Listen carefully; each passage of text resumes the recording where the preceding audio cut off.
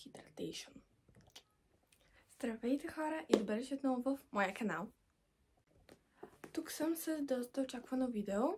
Попитах вас в TikTok канала ми дали искате ревю на Любов, захар и магия. И доста хора отговориха, че искате. Така че тук съм с ревю на Любов, захар и магия. Малко е странно, че не съм си попълнила тетрадката, дневника някои казват, за книгите. Там си записвам ревюзата и така нататък. Имам видео специално за тази тетрадка. Тетрадката ми трябваше... Вижте колко фешен химикал има. Той е на сестра ми. Тетрадката ми трябваше да видя кога съм започнала Любов, захар и магия. И осъзнах, че ми останаха само 8 книги в TBR-а. Повечето сега ги задрасках, тъй като или съм ги купила, или просто не искам да ми се вземат в TBR-а, не са ми интересни и така нататък. Току-що осъзнах, че ми е отнела точно 1 месец, което е до някаква степен разочароващо, но съм доволна.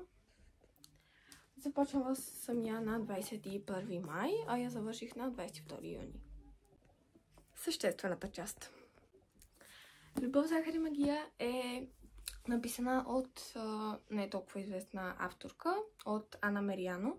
Тя е американо-испанска авторка. Тъй като, чакайте да намеря страница, вижте колко думи има на испански.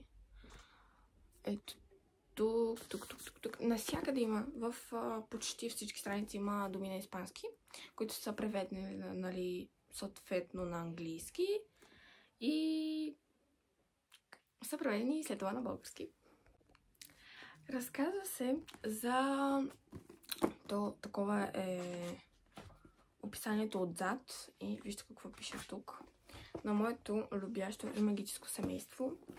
Разказва се за семейство, което са общо с 7 човека, ако не се лъжа, не знам. Има една най-голяма сестра, една средна, 2 близначки и тя, и нали майка и баща й. Цялото семейство притежават магия, но за да се включи в семейния бизнес, те имат пекарна, магическа пекарна, в която, нали, правят сладкиши и с малко магия.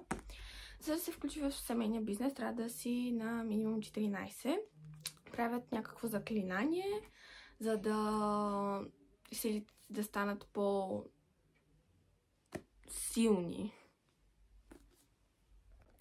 За да силите ти да станат по-мощни. Да, момичето се казва Лио, главната героиня. Обаче тя е на 11 и още няма как, има още 3 години, докато се включи в семейния бизнес. Но тя не иска да остава на заден план и се промъква в пекарната, докато те правят ритуал за Деня на мъртвите. Той е около Хелуин, цялата книга. И тя вижда, че правят някакви свещи и така нататък, че говорят на испански и че призовават баба й. Тя не знае, нали, че я призовават, но просто чува как говорят с баба й и тогава се досеща, че има начин да има магия, обаче изобщо не е сигурна и си казва, че, нали, магията не съществува. Но след всичко тя разбира, че има някакви много странни съставки в пекарната, освен нормалните брашно, захар и така нататък. След това отива в офиса на майка й и намира книга, стара книга на баба й, в която пише рецепти с магия. И тя осъзнава, че фамилията е една и съща и че има шанс семейството й да е магическо. След като взима тази книга и проучва в къщата си, осъзнава, че наистина семейството й е магическо и иска да разбере повече за цялата магия. Обаче, докато връща книгата, най-голямата й сестра я хваща и я пита дали е разбрала, колко е разбрала от цялото недоразумение за Лио. И тя разказва всичко.